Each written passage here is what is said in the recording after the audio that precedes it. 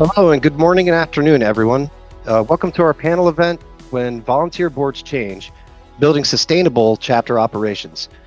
My name is Patrick Shanahan. I'm an enterprise sales manager here at GlueUp.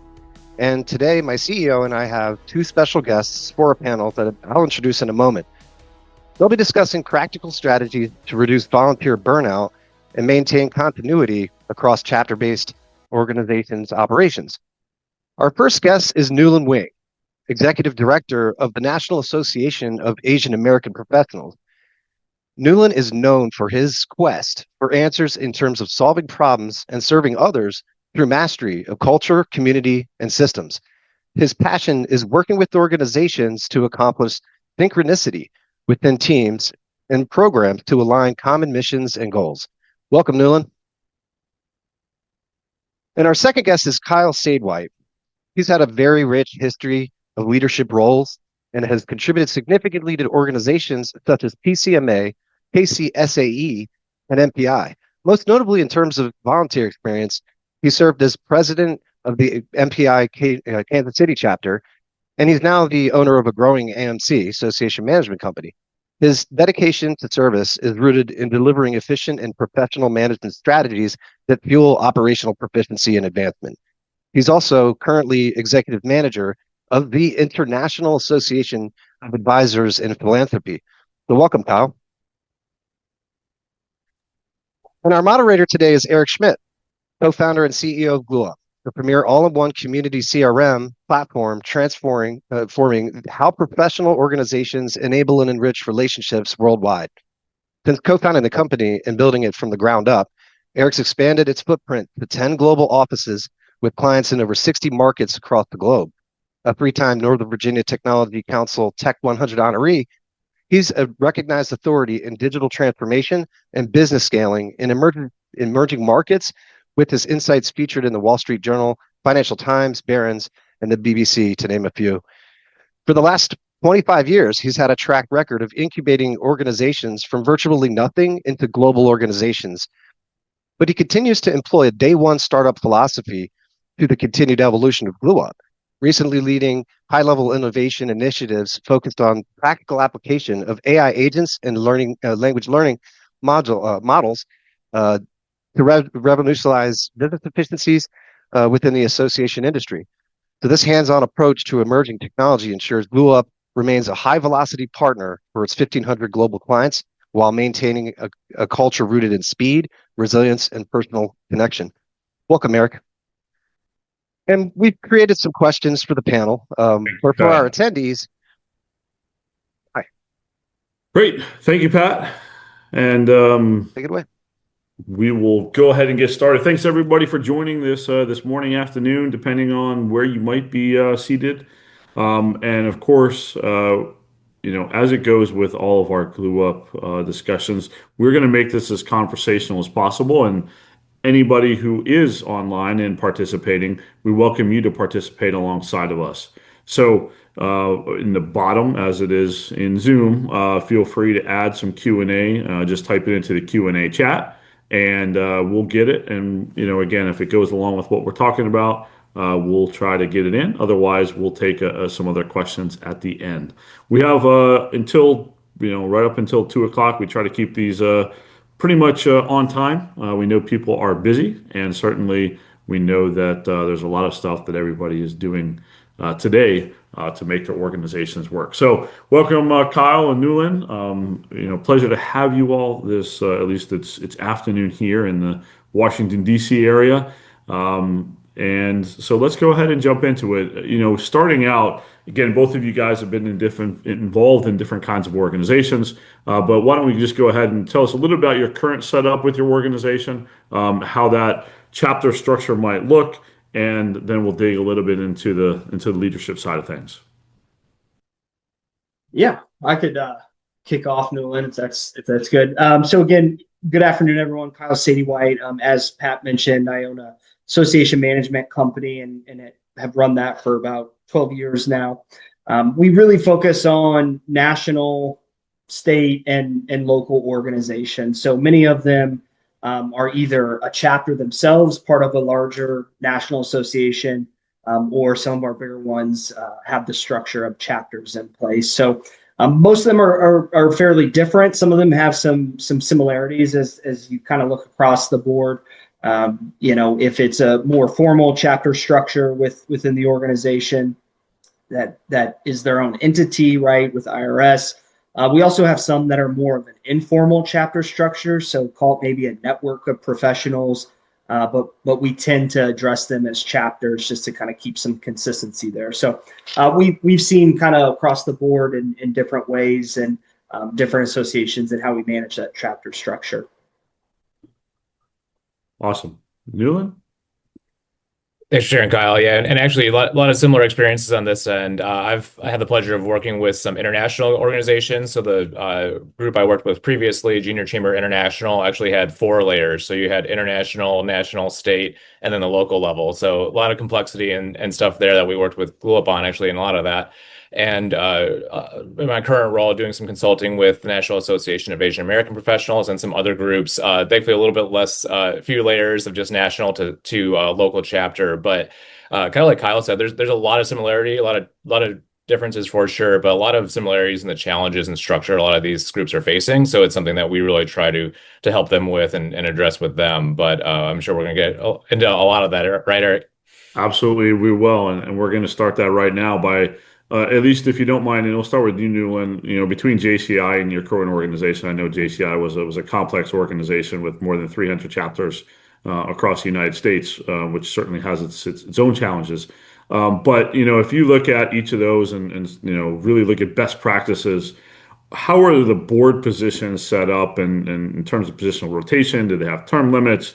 What were some parameters around the durations?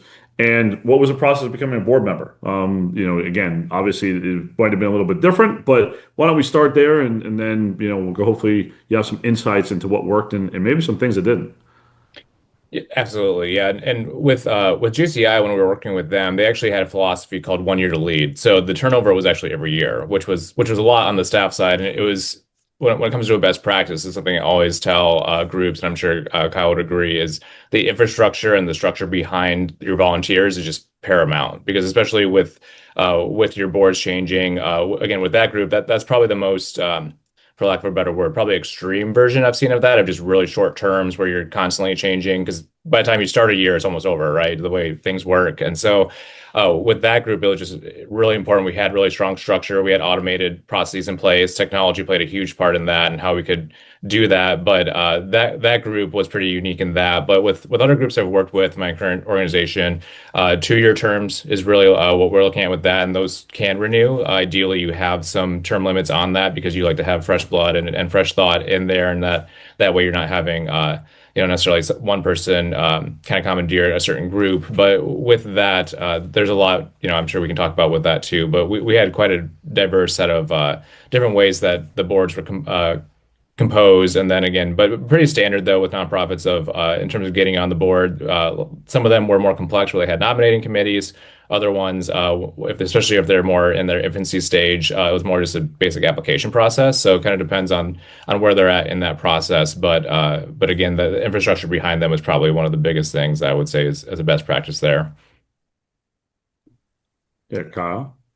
Yeah, I would just echo those comments. I mean, we work with some organizations that operate on that 1 year term and couldn't agree more. I mean, by the time the board members feel comfortable and understanding the organization and the processes that the board undertakes, we're starting the process of looking ahead to the next board term. And so what we've really seen and tried to,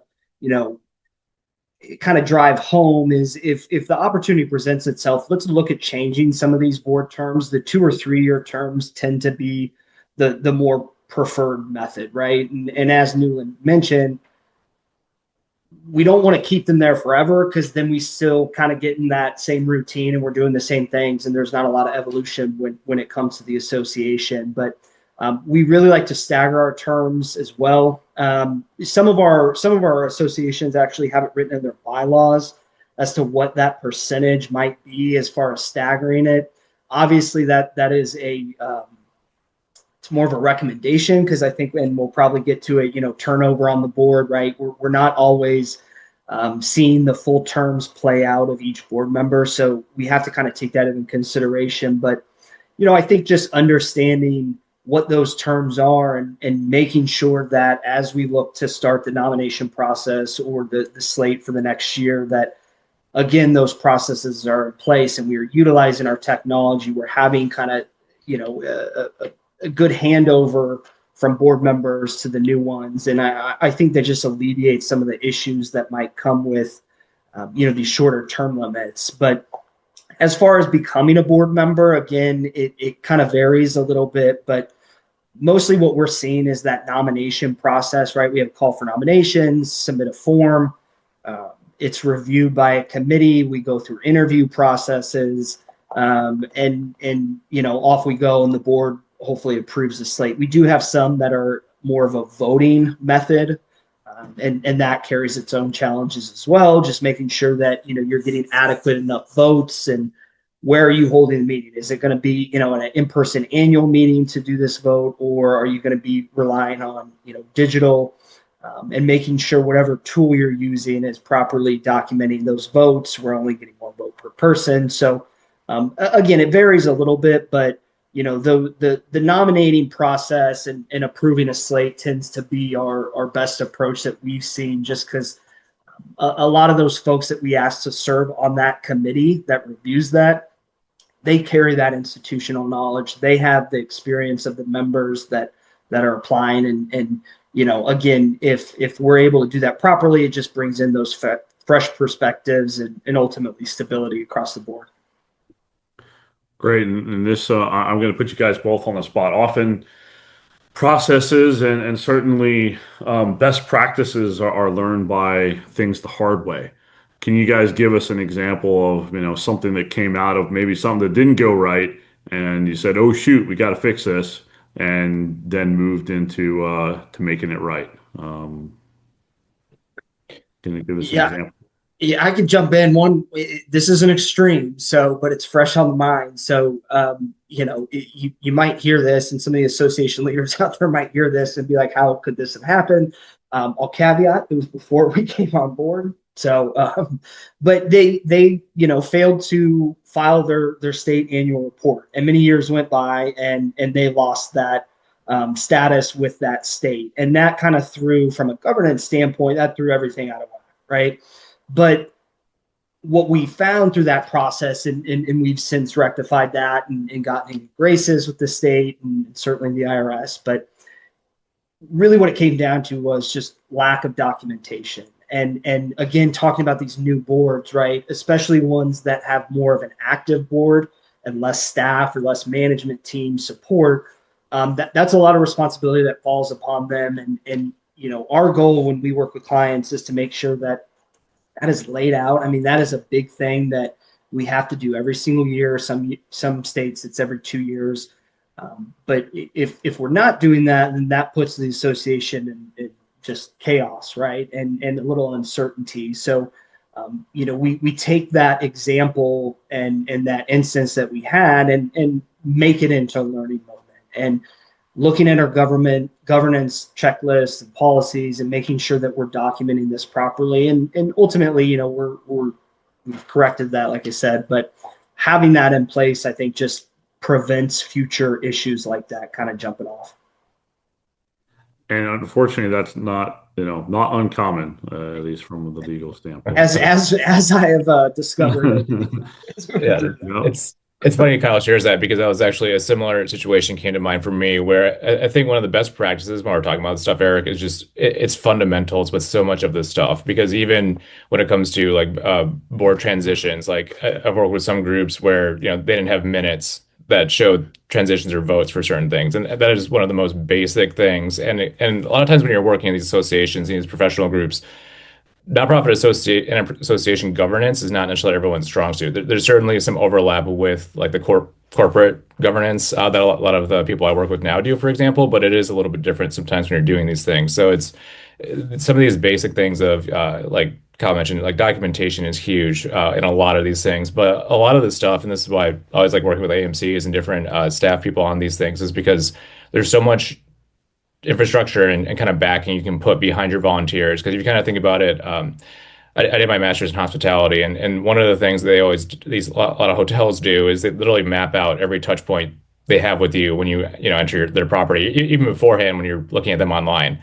And if you can take that concept and apply it to your volunteers of like what are they walking into, and just knowing that this is not their job, you know, this is something they're doing in their spare time, and this is something that that it might not have all of their focus, even if with the best intentions. And so how can you set them up for success in that? And I think just some of those basic things of like, and I'm sure Kyle, you've seen this too, but even basic things like file access, you know, Yeah. it's these kind of really not sexy things sometimes that make a huge difference, because if you create enough friction with these volunteers, or if there's not a good system that they're walking into, then they either burn out or they get tired and they might not really, you know, want to continue participating in something if it's not a strong system. So there's a lot with technology you can do with that, but it's again one of those kind of underrated things. But it's I can't emphasize that enough. Yeah, and just one question that came in also on from a technology standpoint. Have you used digital or video interview platforms in your board candidate selection process so that nominating committees can review candidates' responses asynchronously rather than coordinating live Zoom in or in-person interviews? Have you guys tried that?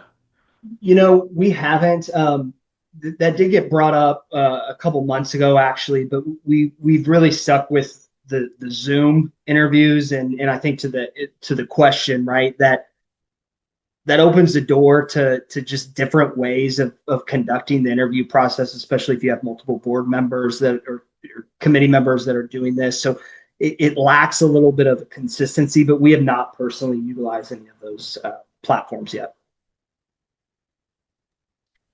Newland, have you tried anything?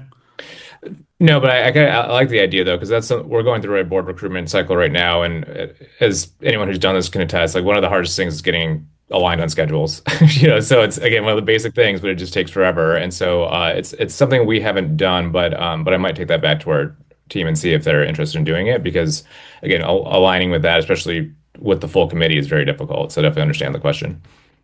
Yeah, absolutely.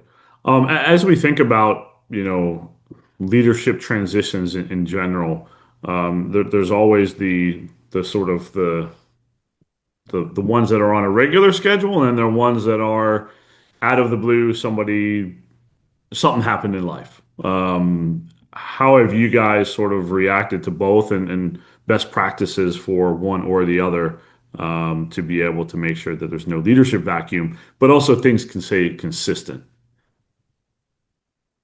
Yeah. So for us, I mean, we all know it. At the end of the day, the odds of us maintaining the same board members at the start of the year to the end of the year is, it's just not that high. I mean, I think I've even seen some stats about 50% of associations go through unexpected turnover amongst their board, right? And again, I think some of the topics that we're talking about today, it all kind of funnels into the same answer, right? And that is, as long as we are developing the processes and making sure that those are airtight, then we can be ready for these unexpected turnovers. But at the same time, we need to have strong pipeline, and that's why I really emphasize committee involvement.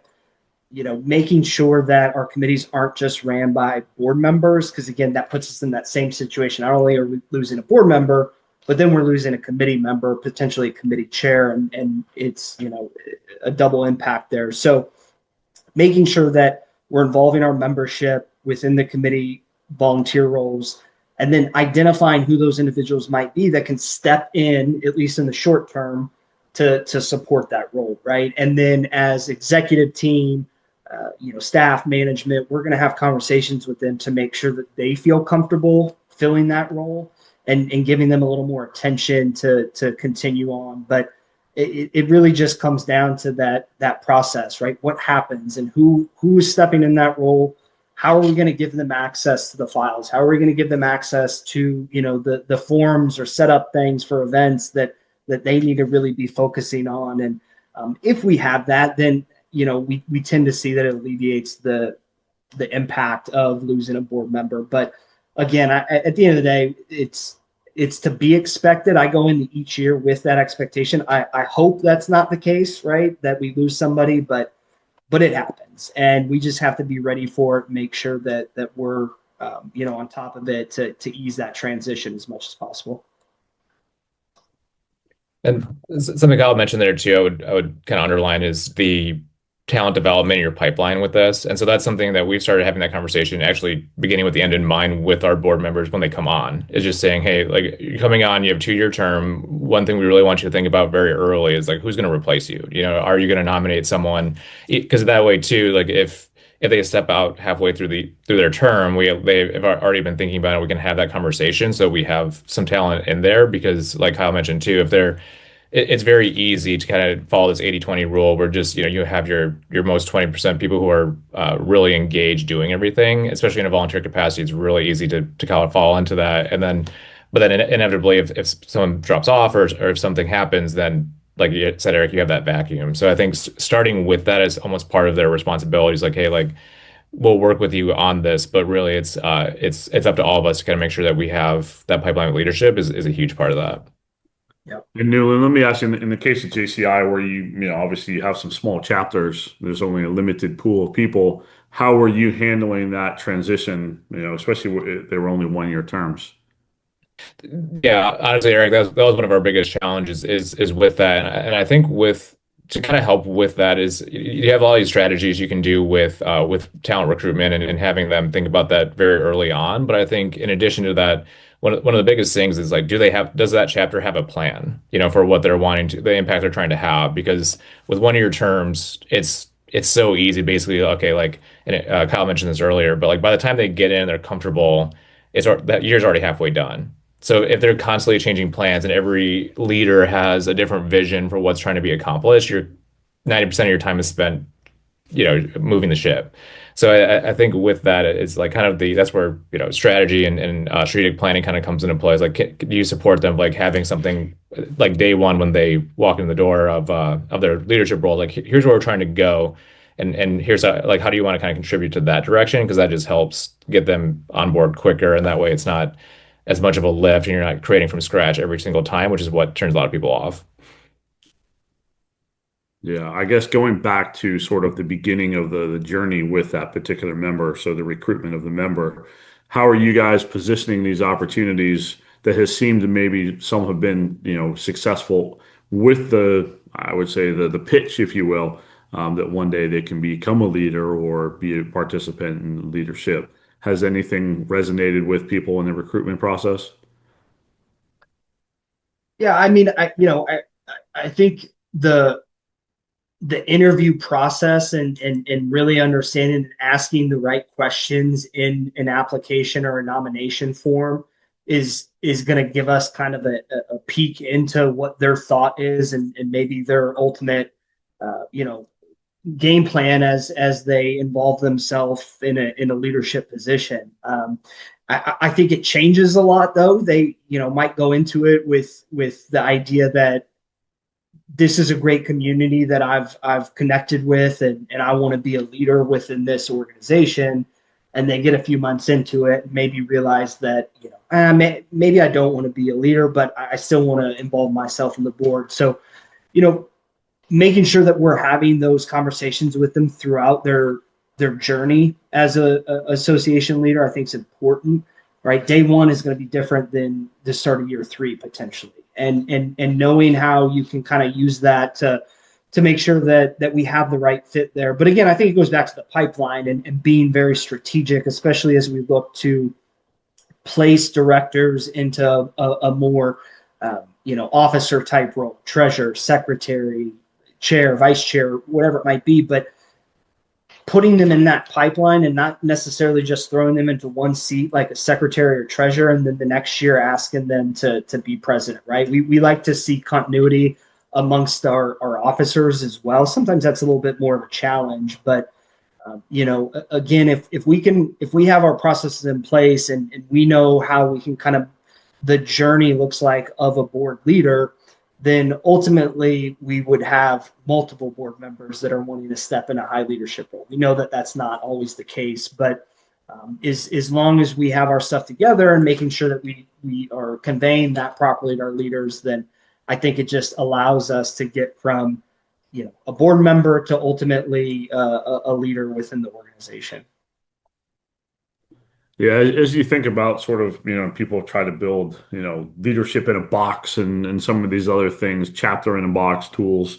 As you think about, what's in that box, what are the things that you give to these new leaders as they're coming in to, really make sure that the member experience is consistent, whether you're in San Francisco or Dallas or St. Louis. How are you thinking about those, sort of member experiences, regardless of where they might be living? Yeah, that's definitely, especially with national and international organizations, there's always, the question of how do you kind of create that base level of value across the board. I think with my experience with this, I think it's, and this kind of goes to one of the questions I think we had in the Q&A as well, is kind of making sure, like understanding who's doing what. And so, for example, at the national level, the comparison I always kind of use is like, to me, like the national level all the time is kind of like, it's kind of like the federal government in that like we might build highways or we might provide certain technology platforms because that's a universal thing that we can do. And then there's certain value that comes with that you can connect with a national community, you can connect virtually, and there's all these different programs that you can do virtually. That's inherently different than the local level of what they can offer because you can never replace in-person events. And unless you're more regional or something, like it's just a lot easier to connect in person when you're local.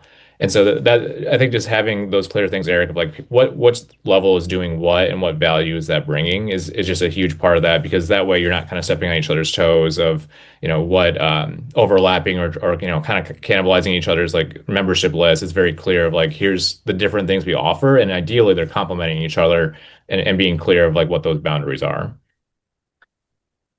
Yeah, I would second that. I mean, I think it is a challenge at times, right? Especially if you have areas throughout the country that maybe don't have as big of a presence as maybe like the West Coast would. But making sure that we are, setting up what they need to be successful. And that, as Newland put it, the in-person events at a local level is much more of an impact than, if we might do a virtual webinar, and send it out to our full membership. But, we really take the approach of, we think our chapters are kind of the lifeblood of our organization. And if we're empowering them to be successful and we're giving them the tools, whether that's technology, whether it's just overall communication and how we send things out, then we feel that they're going to be set up for success and they're naturally going to grow their network. And that's going to have an impact and the successful one to the national level. But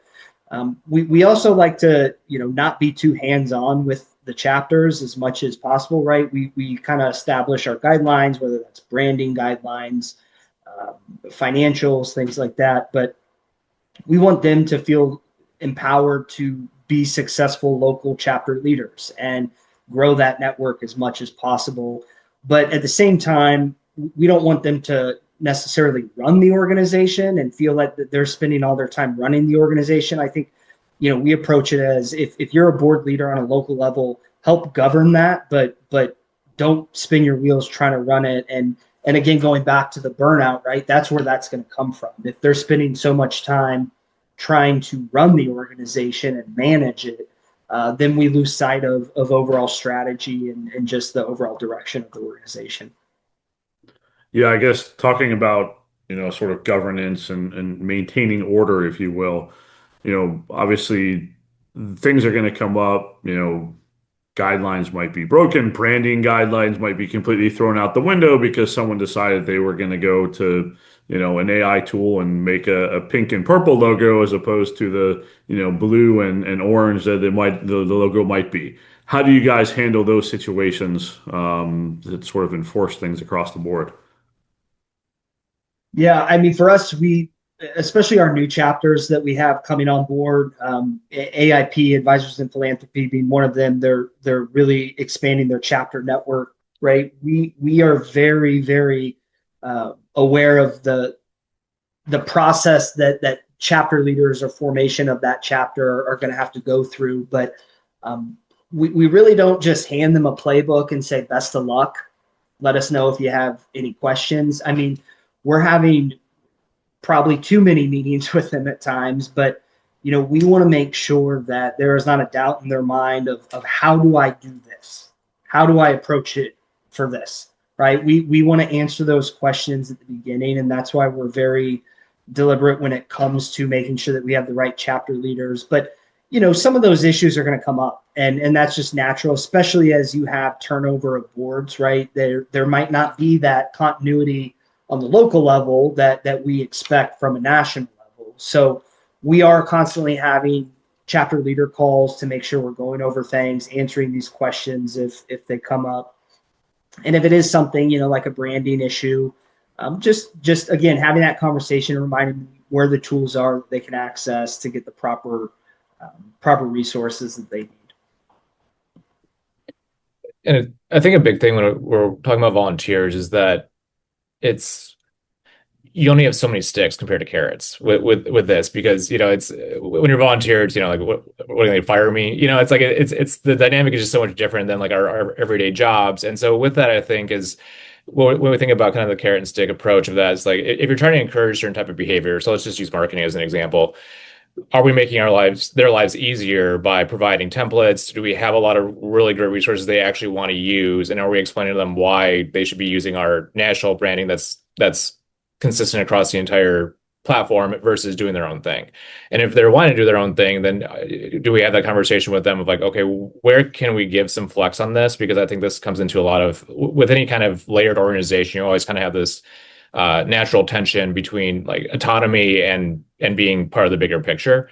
And I think with local chapters, you want to give them autonomy to create their own things, to have their local flavor with different pieces. And, like you kind of mentioned, or this guy mentioned earlier about, West Coast versus East Coast things, for example, there's different cultures in different areas. And so giving, I think, flexibility with that for them to create things that make sense with that. But then at the core of this, and we're actually going through this with one of the organizations I'm working with right now, is saying like, these core things we do have to be aligned, and this we try to keep this list somewhat short, but here are the things that are non-negotiable, and these are things that tend to be more law or nonprofit binding. So for example, like you have to, Kyle had mentioned this earlier, you have to file your taxes. Like that's like, if you don't do that, you're going to lose your status, and then getting it back is a huge pain. So I think when you kind of lay it out of like, here's what the requirements are, here's why they're this way, and then we're all trying to align on these areas, and here's all these great resources, that conversation becomes a lot more collaborative, as opposed to saying like, well, you have to do it this way because we're saying so, essentially. And I'll just echo on that. I think that's a great point, and something we do in our chapter leader calls, right, is creating the space for that collaboration, and not it being a report out from national. Because Newland's right. I mean, there oftentimes becomes that tension between the local and national level, and if we are creating the space of collaboration and not one of these are the rules minus those non-negotiables, then I think that just helps, open the door for more collaboration, and then them feeling the autonomy that ultimately we're trying to give them. Yeah, never an easy situation, but certainly things need to be put right so the organization's reflective of its goals and missions, no matter where somebody might be. And of course, as part of that, boards at the national level, we'll not talk about international for a second, but talk about national level, putting strategic plans together and making sure that that's being executed in the organization. How is that, and how are you guys pushing that down to the chapter level and maintaining oversight that are they actually achieving what we want as a national organization? Or are there deficiencies that you consistently see? Or how are you bringing those organizations that might be struggling back to a place where national is happy? And well, this is always the challenge, right? But I think a big part of this is involving them in that process, because inevitably what happens with this is that you kind of, once you start having these conversations, there's a lot of things that at first glance, like, oh, well, national wants this, but the chapters don't want it. And I feel like a lot of times when you actually have this open conversation openly, and you actually say like you're not closer than you think you are. And so I think involving them in that, and kind of having some co-creation with that, because I think from my experience with this, I think one of the easiest mistakes I think to make is to give people just a completely blank slate.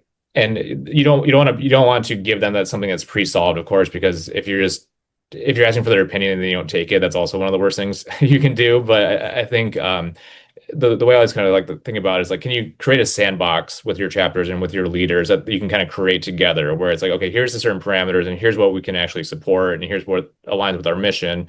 Let's create together within these parameters. That helps guide the conversation, I think, a lot better because again, when you kind of start with a blank slate, I mean, that's hard enough to do in our everyday jobs, let alone like if you're volunteer and you're kind of given this, really expansive, just you can do anything kind of mentality. It's just it can be a little bit counterintuitive, but you actually I think it's sometimes good to boxing it in sounds negative, but like give them certain things to create within because that way they're not having to do so much of the lift because I think everyone nowadays, especially with virtual stuff, has decision fatigue. And so if you can kind of give them some good tools like, okay, here's like we got this to second base. Can you help us get it, home here? Like I think that helps kind of be collaborative and ease some of those tensions that we're talking about, Eric, with like that national chapter relationship. Yeah, I'd echo that. I mean, we of course have our bylaws that we operate through and pass them down to our chapters and have areas within there that are specific to the chapters. But we also, with a couple of them, we implement what we refer to as the policies and procedures guidelines. And that is really where we allow them to be creative and flexible with how they implement and how they decide what those policies might be. So we give some template-based policies, right? But leave it open to them as chapter leaders to ultimately decide what the specifics of that are, right? We might have X amount of standing committees, but the rest is up to you guys, right? How do you feel it's best served from a committee level at your chapter? So, as Newland mentioned, not giving them a blank slate, but also giving them a starting point, right? And allowing them to find where it fits specifically with their chapter. And they're different, right? But at the same time, we see when we look across the board, a lot of them are the same. And that ultimately, I think, is from a national level and giving them the autonomy, but also having some control over what the expectations are to operate a chapter. That's where we see it come. And when we can look at it and say, well, okay, this East Coast chapter isn't actually that much different than West Coast. I think that just paints a clearer picture of what our chapters are and where they're at in their leadership structure at that time. Yeah, and I guess so. What happens if chapter's not performing? Right, leadership is busy with maybe their day job, trying to get stuff done. They get busy, and the chapter sort of starts to fall off. Events aren't happening. They're not recruiting new members. Do you take it over? Do you find new leadership? What is best practices on that you've seen to be successful at making sure the chapter doesn't die, but gets up to the standards that national would like to see? Yeah, I mean, with some of ours, we have pretty defined guidelines as to what that is, right? If there are certain things, most of them tend to be around financials, right? If the financials are in a position of they're just really down, they aren't having the events, they're not supplementing with membership dues, things like that, then we will come in and we'll have conversations with them. If it gets to the point, we haven't had to do this, but if it does get to a point, then we will look at a probationary type period where national will step in and act as management to some degree. And luckily we haven't had to go through that, but I think it's just about how we're conveying that message to them and making sure that we are checking in not just once a year, but multiple times a year and having these conversations with our all chapter leader calls. And from those, we can get a good idea of where they're at, right? And we're seeing financials, we're seeing events that they're putting on. And if there is a dip, we have the conversation, and it might just be as simple as, a leadership change. And again, we've not had to go in and say, all right, you're out, we need to get someone else in, but just making them feel supported that we're going to get them through whatever hurdles that they're going through right now. Yeah, Newland, I know at JCI you guys were using a lot of data to look at chapter performance. Can you give us some of those metrics that you were looking to identify red flags? Yeah, absolutely. And that's exactly where I was mentally going with that, Eric, too, is Kyle mentioned this of if you're checking in once a year, it's so easy for things to fall off the map. And so there's so many ways to kind of measure like, okay, what if a chapter is getting disengaged or something's going wrong? There's if you're all on the same platform. So for example, like with GlueUp, there's events, there's email campaigns, there's all these different things. You can just see, I mean, just at a very base level, like, is there even activity going on? And these are some of those basic things too of like if a chapter or just nonprofit for that matter is not communicating, there it's been 5 months since their paying members have heard from them, but even something as simple as an email campaign, then that's a flag early. Well, actually, that's kind of late, but it's something that you can know fairly early on of like, hey, it's depending on the scope of your organization, of course, but if you have the ability to kind of check in and say, hey, like it's been a couple months since you sent an email campaign, we're just trying to check in to see what happens. There's usually about, I think, a lot of steps that you can take before you kind of get to that nuclear option of saying like either the natural has to step in and do something about it, or the chapter has to fold, or something like that. And I think again, a lot of that data is just really helpful because there's kind of that predictive, you kind of get into these kind of predictive analytics, I guess you could say, of looking at like, are they active? Are they doing things? And then especially if you build that into a lot of your processes of saying like, oh, here's the best practices, here's the basic expectation is that, you send a newsletter every month or something like that, then they kind of know what the expectations are. Because I think that's a lot of things that we see with volunteer organizations as well, is that someone steps into a role and it's clear that it wasn't shared with them or they didn't understand what the expectations were. And so I think having that stuff up front also helps. And you're like, here's essentially how we're measuring success with you, and here's how we support it. Absolutely. There's many challenges, but certainly the mission and certainly goals of the organization are important to keep in mind when making decisions. And as you think about aligning everybody, chapters obviously have different, people are busy, right? People have their own, obviously activities, hobbies, things that they're involved with. Asking somebody to do something for free, is never an easy thing. How do you keep these volunteers engaged? What are some things that you've done to sort of highlight what they have achieved, and making sure that people see that, hey, these volunteers are working hard? Yeah, I mean, I'm big into that. I think, oftentimes associations can get into a habit of not singing the successes that they are going through, right? And it gets so routine of we have to do this, we have to do that, on this timeline that they've laid out for their calendar year. But reminding them like, you guys need to be your own champions here, and you need to praise your volunteers in a way that is public, because at the end of the day, that becomes a marketing tool for other members to want to be fully engaged and volunteer, with the association. So if we're highlighting our volunteers, if we're highlighting our board service, if we're, giving opportunities of, volunteer appreciation events, things like that, we see the continuity of the volunteers is a lot longer, right? And the ones that are not doing that well, that are head down, focusing on the operations, that's when we tend to see lack of volunteer engagement. And so from a national level, again, without trying to overreach too much, we want to give examples of that. So we might share out, again, in our all chapter leaders call, like, hey, this is what this chapter did to kind of highlight some of their volunteers. They did this volunteer-based event, and it was a great success. Maybe think about doing that. And if we can get in that routine where that becomes almost natural, that we are showing the highlights of volunteers, then I think that just deepens that pipeline and ultimately gets them more engaged and want to be active within the organization. And to tack onto that, I think that recognition is huge. That's a key element of what we're talking about. And I think to build on that as well is, I think with nonprofits, especially when you hear the volunteer, or when you hear the word volunteer, like so often people are thinking, well, this isn't going to benefit me. This is I'm giving, I'm just giving. This is a one-way kind of street with this. And of course, you know, you can't be self-serving in terms of like, especially in your board position, you can't, be there can't be conflict of interest, of course. But I think that's a conversation, and how we kind of package the volunteer experience as well is, if you're not getting something out of this, then something's wrong. And that kind of helps with that burnout as well. Of like, you're going to develop your professional skills, you're going to build your network, because you're going to be connecting with people from, a very wide national or international community of people.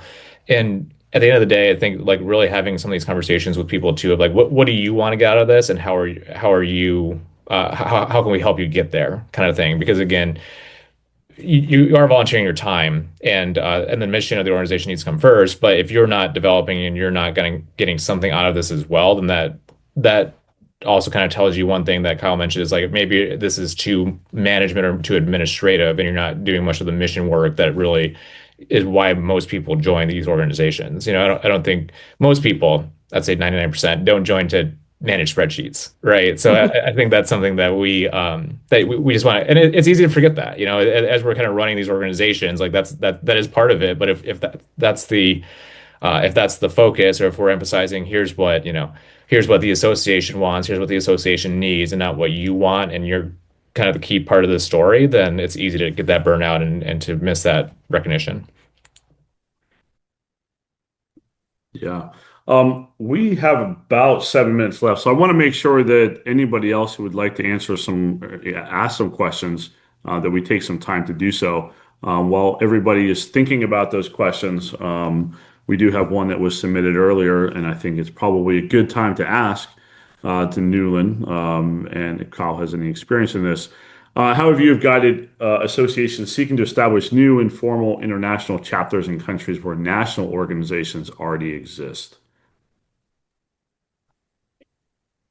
I think I mentioned this earlier, but this is a great question. And I think it's, again, how do all these different pieces kind of fit into the picture that you're creating here? So if you're building informal organizations in let's say a new country, that Paraguay just comes to mind is for some reason. But if there's a national organization in Paraguay, then what are they not being able to do that local chapters can kind of help with? And again, this kind of gets into what those, like, kind of making clear like whose roles are doing what and how do you have impact in different ways, because local organizations can do those in-person things like we talked about. What they can accomplish is inherently different than a national organization or international organization. So I think if you're trying to get a group on board with that, that's one of your selling points, is like, here's how you can deepen your impact. And it's not going to, I think this question mentioned this, but like being able to emphasize, like, here's how it's not going to be just a repeat or like a copy and paste of what you're already doing. Like, here's how it complements it. So hopefully that answers the question. Kyle, anything to add? I don't know if you worked in international. No, not from an international standpoint. I think Newland kind of hit the nail on the head there. Great. Nobody's asked more questions, but we can go through a couple more. And we've seen in conversations with a few organizations recently where a chapter has broken off of the national organization and decided to go start their own. How do you prevent that from happening in the structure that it is? And where have you seen sort of communication breakdown where that is a possibility, that those things could occur? Yeah, for us, I mean, one of our associations, we're kind of dealing with that right now. They grew to a size where they felt that they can sustain on their own, which TBD. But I think it again just ties back to what we've kind of been talking about. If we show value from a national level, and not do it in a way of like, well, if you leave us, this is what's going to happen, kind of thing. But rather, if you stay with us, this is the support that's going to continue to be there. I think that's important because, I've seen it across the board in multiple organizations where there's at least conversation about that. Like, we should go off and do our own, make our own organization. We'd be just fine, and we wouldn't have to pay national dues, right? But at the end of the day, I think once they, start really getting into the weeds of things and what this is going to entail, they realize that the support that National brings is quite a bit. And going back to the collaboration piece, right? It's not, this is what National says, do this or else. Rather, creating that space to collaborate and making sure that they are sharing ideas. We're listening to those ideas. And then as staff or management, we are creating ways to implement those ideas, right? Not just letting them fall on deaf ears and submitting, an idea, but how can we implement this and make it something that we could sustain from an operational standpoint. And I think if we can get to that point and continue to show that, then it's going to prevent chapters that are at a big size to want to say, we'll just go out and do it on our own. But without fail, that conversation comes up. But hopefully this one that I'm referencing doesn't end up deciding to do it, because I don't think it would be the right choice for it, but we'll see.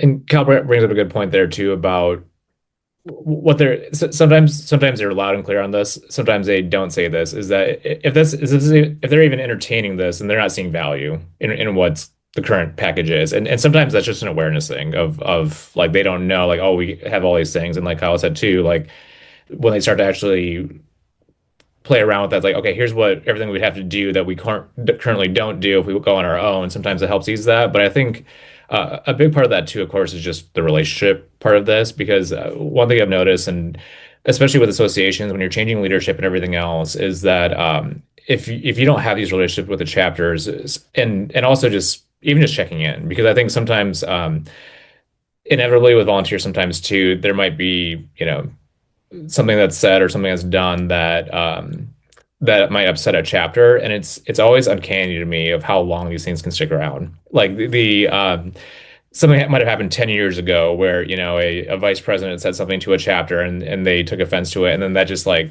but then that was like the last interaction they had, and then that they tell their successor that, who tells their successor that, and I think just relationships really help build that out, because then you can have those candid conversations about, hey, it doesn't seem like you're seeing value in this. Let's talk about that. But if you don't have the relationship, it's kind of like again, you're starting to like pit like national versus chapter again with that. Yeah, great point. All right, well, we're coming to the end. I have my last question for you guys, and I there's a lot of examples out there, but if you guys were to look across, all chapter-based organizations and to think like these are the 2 or 3 organizations that I try to see how they're doing things, they do it really well because of these reasons. Do you guys have an idea of what those would be for you guys? Yeah, I'd say, specifically one, Meeting Professionals International, they do a great job with their chapters. And I think we've, in the associations that we work with, we tend to use that model a little bit. Again, it varies, and there might be others that are similar to that model. But again, talking about the chapters, right, building those relationships like Newland mentioned, having chapter operations managers in place that oversee multiple chapters, that those are the ones on a weekly basis, monthly basis that are having these conversations with our chapter leaders. It just opens the door for that communication and understanding that they're seeing value in it, so they don't have those moments of should we do our own thing. And like Newland mentioned, I mean, I see it a lot too, right? It might be 5 years ago that there was a bad instance with National, and somehow that is carried on amongst the chapter leaders 5 years later. None of them had any impact or weren't part of it at the time, but it's just this mindset of national versus chapter. But if having the chapter operations manager, I think, is a great tool. Having dashboards and or data metrics that you're receiving from the chapters, but also being able to package that, deliver it to them, so they're seeing the results and they're not having to spend time sifting through data and trying to analyze, what's working, what's not working. And again, that flexibility when it comes to, policies and procedures and how that impacts the operation of the chapter, making sure that there is that autonomy that they can decide as chapter leaders. And if they want to change it next year with new board members, then they still have that flexibility, as long as they're kind of, checking those boxes of what we expect from a national level. Awesome. Dylan? I don't know if they necessarily do a chapter model per se, but I think American Red Cross is a really good example of this, where they have they're one organization, of course, but they have one mission, and they're doing a lot of different campaigns, and how they kind of do their territories is very interesting with this. So I think, that's one we've been working with a little bit that I think does a really good job of that. And one thing I'd encourage everyone to, if you're in the nonprofit area, is looking at coalitions, because that's something that we didn't talk about it too much today, but like I think supporting your chapters and everything. There's over 1 million nonprofits in the US. And so there's so many groups that are doing similar work. And of course, I think there's room for everybody, but there's definitely opportunity for a lot of overlap. And I think, the more we can kind of work together in some of these areas, the better. And so that's another way to kind of help support your chapters, is having those partnerships that can start at the national level and then trickle down to the chapter level as well. So I think just two things that come to mind with groups that are doing things well. Yeah, that's awesome. Thank you for those examples, guys, and certainly much appreciate your time with us today. Thank you, everybody, who has joined us this afternoon or morning, depending on where you are. But look forward to seeing you all again, and thank you again for taking the time, Kyle and Newland. Have a great rest of your day. Thanks, Eric. Thanks, everybody. Thanks. Take care. Thanks, guys.